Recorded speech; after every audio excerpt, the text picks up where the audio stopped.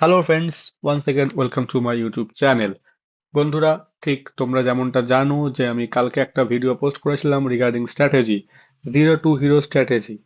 সেই zero to hero স্ট্র্যাটেজির মধ্যে আমি তোমাদেরকে অনেকগুলো ওয়ে দেখিয়েছি কিভাবে তোমরা ডাব্লিউবিসিএস কে অ্যাপ্রোচ করবে কোয়ালিফাই করার জন্য। যারা কিচ্ছু জানো না তারা কি করে এই 2-3 মাসে ডাব্লিউবিসিএস টাকে কভার করে জিরো থেকে হিরো হবে। তাহলে আজকে এই ভিডিওটাতে আমি তোমাদেরকে দেখাবো সেখানে আমি তোমাদের কি করে হেল্প করব জিরো টু হিরো স্ট্র্যাটেজি হওয়ার জন্য যে পার্টিকুলার গাইডেন্সটা লাগবে সেই গাইডেন্সটা কি। চলো তাহলে দেখে নিই। এই ভিডিওটা তাদের জন্য যাদের কোনো নলেজ নেই, যাদের পার্শিয়াল নলেজ আছে, যারা ওয়ার্কিং, যারা ফুল টাইম স্টুডেন্ট, যারা কোনো প্রপার শিডিউলে থাকতে পারছো না, জানো না কিভাবে করলে সিলেবাসটা পুরো কমপ্লিট হয়ে যাবে উইদিন টাইম, তাদের জন্য চলো দেরি না করে দেখে নিই। এখানে ফেব্রুয়ারি মাসটা নিয়ে আমরা আলোচনা করব। আজকে হচ্ছে ফেব্রুয়ারি মাসের 9 তারিখ। কাল থেকে আমরা স্টার্ট করতে চলেছি। কাল থেকে আমরা অ্যানশিয়েন্ট হিস্ট্রিটা স্টার্ট করব। 10 তারিখ থেকে 14 তারিখ অবধি অ্যানসেন্টের যে বেসিক টপিকগুলো আছে সেই বেসিক টপিকগুলো আমরা পড়ব, আমরা রিভিশন দেব, আমরা প্রিভিয়াস ইয়ার কোশ্চেন দেখব পড়তে পড়তে। 15 তারিখে অ্যানশিয়েন্ট হিস্ট্রিকে রিভিশন দেব। আবার 16 থেকে 18 অবধি আমরা অ্যানশিয়েন্ট হিস্ট্রি পড়ব। আমাদের এখানে তাহলে আমরা অ্যানশিয়েন্ট হিস্ট্রির জন্য কদিন পাচ্ছি? 1 দিন, 2 দিন, 3 দিন, 4 দিন, 5 দিন, 6, 7, 8 দিন। মানে আমি যদি এখানে ধরি অ্যানশিয়েন্টের জন্য 8+1, ঠিক আছে, তাহলে আমি অ্যানশিয়েন্টের জন্য 8 দিন আর 1 দিন রিভিশন পেলাম। তারপরে 19 তারিখ থেকে 19, 20, 21 মডার্ন পড়বো। 22 তারিখে আমি অ্যানশিয়েন্ট, যেটা এই 3 দিনেরটা প্লাস এই 3 দিনের মডার্নটা রোববার দিন রিভিশন করব। আর আবার এখানে 1, 2, 3, 4, 5, 6 6 দিন, মানে 6 আর 3-এর 9 আর 1-এর 10 দিন। তাহলে আমি মডার্নের ক্ষেত্রে যদি দেখি, তাহলে মডার্নের ক্ষেত্রে আমি তোমার পাচ্ছি 9+1। তো এইভাবে আমি এই ফরম্যাটে এন্টায়ার ভিডিওটা তোমাদেরকে করে তুলেছি, এরকম ভাবে ডিভাইড করেছি প্রত্যেকটা সাবজেক্ট। তাহলে তোমরা বলতেই পারো যে দাদা বা স্যার, যে এই 10 তারিখ থেকে 18 তারিখ কি অ্যানসেন্টের জন্য sufficient? More or less first reading এর জন্য বা সেকেন্ড রিডিং এর জন্য সাফিসিয়েন্ট। একটা বই আমরা এতটাই এখন বড় হয়ে গেছি যে একটা বই আমরা, যারা ফুল টাইম প্রিপারেশন নিচ্ছ বা যারা ওয়ার্কিং প্রফেশন আছো, একটু সিলেক্টেড ওয়েতে পড়লে, একটু প্রপার গাইডেন্সে পড়লে একটা বই কেউ 7-8 দিনে শেষ করতে পারবে। কারণ আমাদের সব পড়তে হয় না, আমাদের কিছু জায়গা পড়তে হয়, আমাদেরকে পড়ার জায়গাটাকে আইডেন্টিফাই করতে হয়, আইডেন্টিফাই করে আমাদেরকে পড়তে হয়। তাহলে 28 তারিখের পর 1 তারিখে করবে হচ্ছে মডার্ন হিস্ট্রি রিভিশন। রিভিশন কি শুধু সারাদিনে শুধু রিভিশন করব? না, রিভিশন করব, সাথে আমরা টেস্ট লাগাবো। সানডে হচ্ছে আমাদের কাজ শুধু রিভিশন করা আর টেস্ট লাগানো। আর এইটা করব আমরা হাফ ডেজ এর মধ্যে, মানে দুপুরের মধ্যে আমরা রিভিশন আর টেস্ট কমপ্লিট করে দেবো। সন্ধেবেলা বিকেলবেলা ইজ ইয়োর ডে, তোমার দিন, তুমি যা ইচ্ছা করো।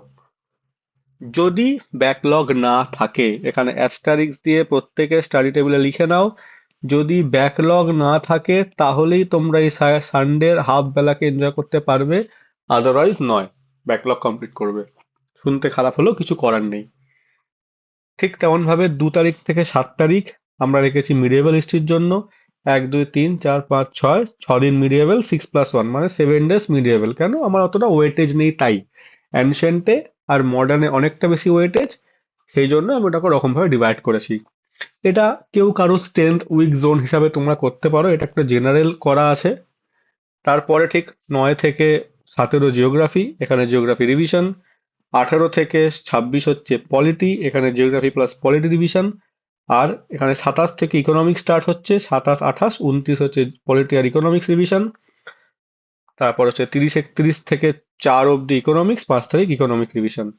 ঠিক তেমন ভাবে এপ্রিল মাসের 6 থেকে 14 অব্দি সায়েন্স রিভিশন। তারপরে এইখানেতে আমি তোমাদের 15 সায়েন্স হওয়ার পর 15 থেকে তোমাদের 25 অব্দি রেখেছি হচ্ছে ওয়েস্ট বেঙ্গল জিওগ্রাফি রিভিশন। তাহলে আমরা যদি ফেব্রুয়ারির 10 তারিখ থেকে স্টার্ট করি আর এপ্রিল মাসের মোটামুটি 24 কি 25 তারিখের মধ্যে জিনিসটাকে ডান করে দিই, তাহলে আমাদের একবার রিভিশন, একবার ফুল টাইম পড়া হয়ে যাচ্ছে। তাহলে আমাদের দুবার হয়ে যাচ্ছে।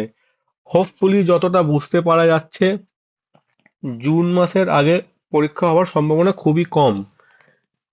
নেক্সট আসছে 2 মাসে আরো 2 থেকে 3 বার, মানে 3 বার আর 2-এ 5 বার আমাদের মিনিমাম রিভিশন হয়ে যাবে একটা সাবজেক্ট পরীক্ষার আগে। কেউ যদি আরো একবার দিতে পারো তাহলে 6 বার, ডিপেন্ডিং আপন তোমার শর্ট নোট বানানো আছে কিনা, ডিউরিং তুমি এই ফেজেতে শর্ট নোট বানাবে কিনা।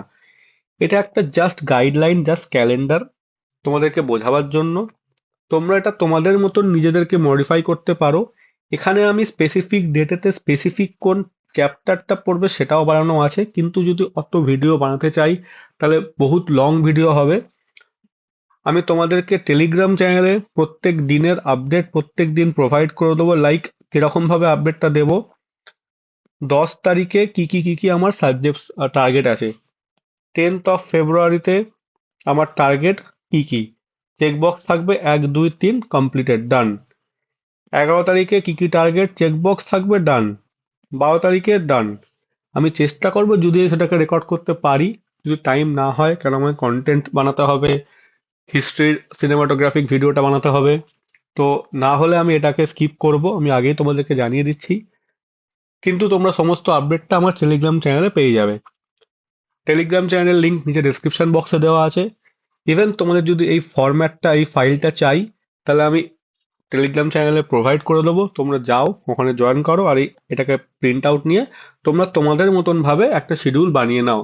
এটা একটা জাস্ট জেনারেল গাইডেন্স, যাতে তোমাদের জিনিসটা বুঝতে সুবিধা হয়, কি করে পড়তে হয় বা কি করে পড়া যায় উইদিন গিভেন টাইম।